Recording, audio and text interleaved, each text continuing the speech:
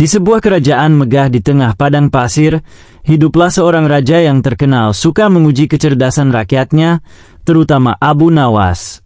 Sang raja memiliki kebiasaan memberi teka-teki atau tantangan yang terlihat mustahil untuk diselesaikan. Meskipun banyak yang gagal, Abu Nawas selalu berhasil keluar dari jebakan sang raja dengan cara yang jenaka dan cerdas. Suatu hari, raja memanggil Abu Nawas ke istana. Wajahnya tampak penuh rencana. "Abu Nawas, kau selalu berhasil mengelabui jebakanku. Kali ini, aku akan memberikanmu tantangan yang tidak mungkin kau selesaikan." Abu Nawas tersenyum santai. "Baginda, tantangan seperti itu justru membuat hidup saya lebih menarik. Apa yang harus saya lakukan kali ini?" Tantangan pertama, menangkap bayangan. Raja berkata, "Aku ingin kau menangkap bayangan seekor unta di padang pasir dan membawanya ke istana. Jika kau gagal, kau akan dihukum membersihkan seluruh halaman istana selama 1 bulan." Para menteri dan pengawal tertawa mendengar tantangan ini. "Mana mungkin menangkap bayangan?" gumam mereka. Namun, Abu Nawas tidak menunjukkan tanda-tanda khawatir. Ia membungkuk hormat dan berkata, "Baginda, beri saya waktu 1 hari. Saya akan membawa bayangan unta ke hadapan Baginda." Keesokan harinya, Abu Nawas datang ke istana dengan membawa sebuah kotak besar. Ia meletakkan kotak itu di hadapan raja dan berkata, "Baginda, di dalam kotak ini ada bayangan unta yang Baginda minta." Raja penasaran dan membuka kotak itu. Ia terkejut karena kotak itu kosong. "Mana bayangannya, Abu Nawas?" Abu Nawas tersenyum. "Bayangan itu ada di dalam kotak, Baginda. Namun, karena Baginda membuka kotaknya di bawah cahaya, bayangan itu langsung melarikan diri." Semua yang hadir tertawa terbahak-bahak, sementara raja menggeleng-gelengkan kepala sambil tersenyum. "Kau memang licik, Abu Nawas. Baiklah, kau berhasil." Tantangan kedua, membuat air padang pasir menyala. Raja tidak mau menyerah. Ia segera memberikan tantangan baru. "Abu Nawas, aku ingin kau membuat air dari padang pasir menyala seperti api. Jika kau gagal, hukumanmu akan 2 kali lipat." Abu Nawas berpikir sejenak, lalu berkata, "Baginda, ini tantangan yang menarik. Beri saya waktu hingga matahari terbenam untuk mempersiapkannya." Abu Nawas pergi ke pasar dan membeli sebuah botol minyak, lalu ia mengumpulkan sedikit pasir basah dari oasis terdekat. Ketika malam tiba, ia kembali ke istana dengan membawa semangkuk air yang terlihat biasa. "Baginda," kata Abu Nawas, "ini adalah air dari padang pasir. Dengan sedikit bantuan dari minyak, saya akan membuatnya menyala." Ia menuangkan minyak ke permukaan air dan menyalakannya dengan obor. Api langsung menyala, membuat semua orang terkejut. "Bagaimana mungkin?" tanya raja dengan kagum. "Baginda," jawab Abu Nawas, "air padang pasir bisa menyala jika kita tahu bagaimana memanfaatkannya. Minyak adalah rahasianya." Raja tertawa terbahak-bahak. "Kau memang tidak pernah kehabisan akal, Abu Nawas. Baiklah, kau menang lagi." Tantangan ketiga, membawa angin ke istana. Raja mulai kehabisan akal untuk menjebak Abu Nawas. Ia lalu memberikan tantangan yang tampaknya mustahil. "Abu Nawas, aku ingin kau membawa angin dari padang pasir ke dalam istana. Tapi ingat, kau harus membawa angin itu secara fisik, bukan hanya cerita atau angan-angan." Abu Nawas berpikir sejenak, lalu tersenyum. "Baginda, ini adalah tantangan yang sangat menarik. Beri saya waktu 1 hari lagi." Keesokan harinya, Abu Nawas datang ke istana dengan membawa sebuah karung besar.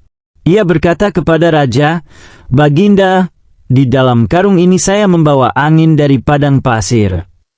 Raja, yang penasaran, memerintahkan pengawal untuk membuka karung itu.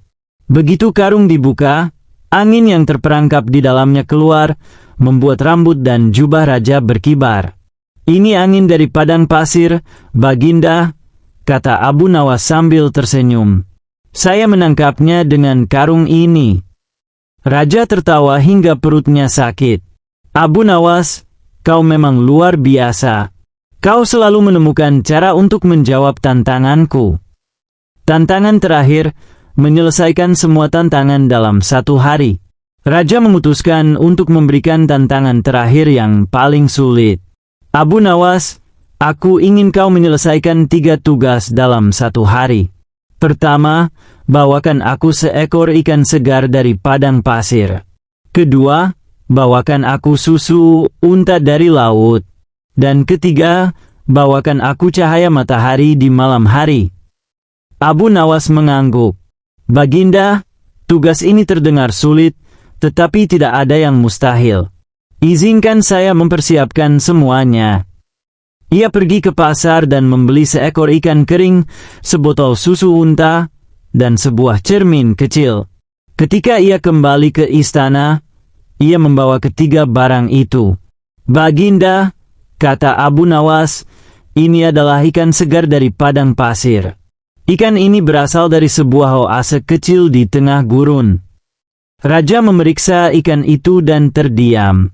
Ia tahu ikan itu tidak benar-benar segar, tetapi ia tidak bisa membuktikannya. "Dan ini," lanjut Abu Nawas sambil menyerahkan botol susu, "adalah susu unta dari laut. Karena unta tidak bisa hidup di laut, saya hanya membawa susu yang pernah diminum oleh unta di dekat laut." Raja tertawa kecil. "Baiklah, aku terima itu. Tapi bagaimana dengan cahaya matahari di malam hari?" Abu Nawas mengeluarkan cermin kecil dan memantulkan cahaya lilin ke wajah raja. "Baginda, inilah cahaya matahari di malam hari. Cahaya ini adalah pantulan dari api, seperti cahaya matahari di siang hari adalah pantulan kekuatan Tuhan." Raja tertawa terbahak-bahak. "Abu Nawas, kau telah menang lagi. Kau adalah orang paling cerdas di seluruh kerajaan. Aku menyerah untuk mencoba menjebakmu." Di sebuah kerajaan yang megah di tengah padang pasir, ada seorang raja yang dikenal bijaksana, tetapi belakangan ini ia memiliki masalah yang sangat mengganggu. Ia selalu bermimpi buruk setiap malam. Mimpi-mimpi itu begitu mengerikan sehingga membuat raja sulit tidur, dan hal ini mulai memengaruhi suasana hatinya serta cara ia memimpin. "Abu Nawas," kata raja suatu hari, "aku memanggilmu karena aku membutuhkan bantuanmu. Aku mendengar bahwa kau adalah orang yang paling cerdas dan bijaksana di seluruh kerajaan.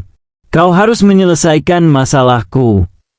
Abu Nawas, yang sedang menikmati kurma di halaman istana, segera berdiri dan membungkuk hormat. "Tentu saja, Baginda. Apa masalah yang sedang Baginda hadapi?" Raja menghela napas panjang. "Setiap malam, aku bermimpi buruk. Aku bermimpi tentang kejatuhan kerajaanku, ular besar yang mengejarku, dan bahkan tentang kehilangan mahkota.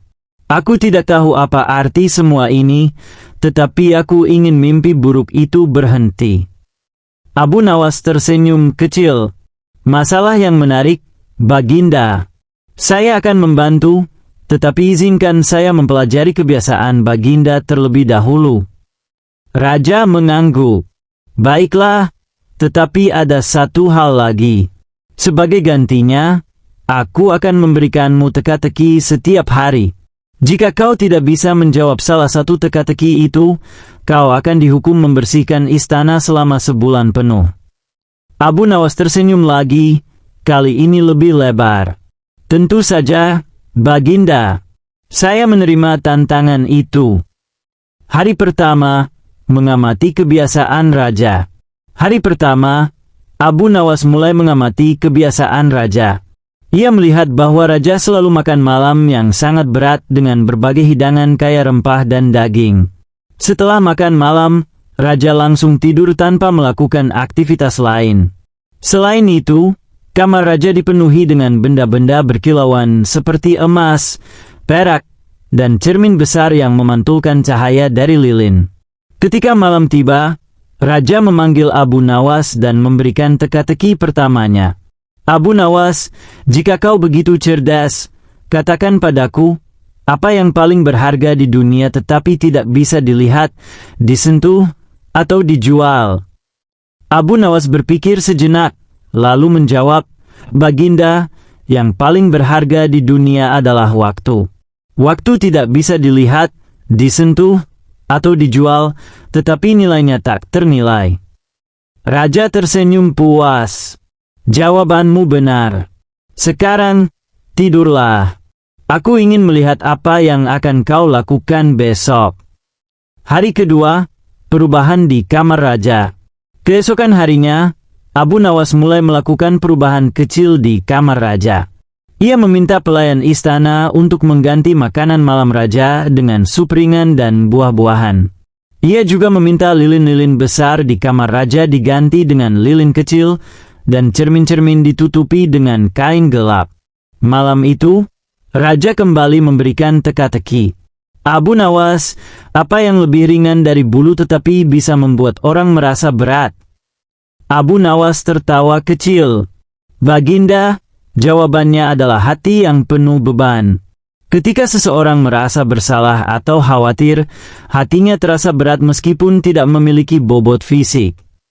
Raja mengangguk. Kau benar lagi. Sekarang, mari kita lihat apakah mimpiku membaik. Hari ketiga, mimpi yang berubah. Malam ketiga, raja mulai merasa lebih nyaman. Ia tidak lagi bermimpi tentang ular besar atau kejatuhan kerajaannya, tetapi mimpi buruk belum sepenuhnya hilang. Abu Nawas pun mulai menggali lebih dalam. Baginda, kata Abu Nawas keesokan paginya, saya perlu tahu lebih banyak tentang pikiran Baginda. Apa yang paling sering Baginda pikirkan sebelum tidur? Raja merenung. Aku sering memikirkan apakah aku telah membuat keputusan yang tepat sebagai raja. Aku khawatir tentang masa depan kerajaanku, tentang pengkhianatan, dan tentang bagaimana aku akan dikenang. Abu Nawas mengangguk. Itu sebabnya mimpi buruk Baginda tidak hilang sepenuhnya. Pikiran Baginda penuh dengan kecemasan. Saya akan memberi Baginda sesuatu yang bisa membantu. Hari keempat, teka-teki terakhir. Malam keempat, Abu Nawas memberikan teka-teki kepada raja sebagai balasan. Baginda, izinkan saya yang memberi teka-teki kali ini. Apa yang bisa membuat raja besar menjadi kecil dan membuat rakyat kecil merasa besar? Raja tertawa. Itu mudah, Abu Nawas. Jawabannya adalah keadilan. Ketika raja bertindak adil, ia merendahkan dirinya untuk rakyatnya, dan rakyat merasa dihargai. Abu Nawas tersenyum. Benar sekali, Baginda.